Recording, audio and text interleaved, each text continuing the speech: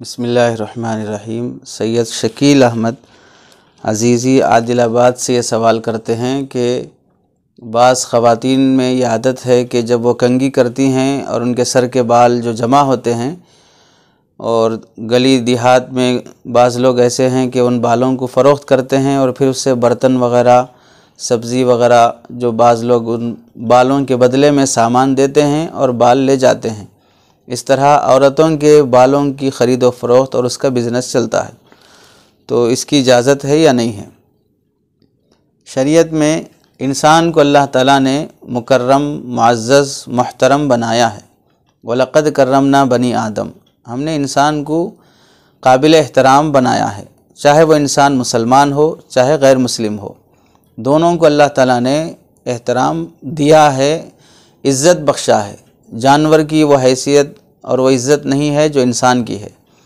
جیسے پورے انسان کو اللہ تعالیٰ نے محترم اور معزز بنایا، ویسے ہی اللہ تعالیٰ اس کے ہر عضو کو بھی محترم بنایا ہے۔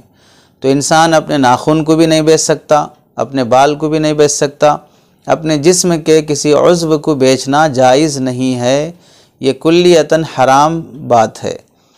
اب اگر کوئی عورت اس طرح کے بال جمع کرتی ہو اور اسے فروخت کرتی ہو، تو یہ سارا مسئلہ اور اس بالوں کو بیچنا اور خریدنا چونکہ انسان کے احترام کے خلاف بات ہے، ناجائز بات ہے، اس کی خرید و فروخت جائز نہیں ہے۔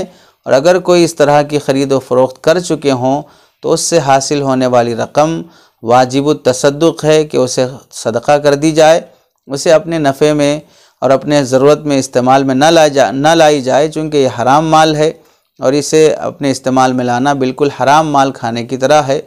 خلاصہ یہ ہوا کہ عورت ہو یا مرد ہو، اپنے بالوں کو یا اپنے جسم کے کسی حصے کو، اپنے ناخن کو، اپنی ہڈی کو، کسی بھی چیز کو بیچنا جائز نہیں ہے، احترام انسانیت کے خلاف ہونے کی وجہ سے۔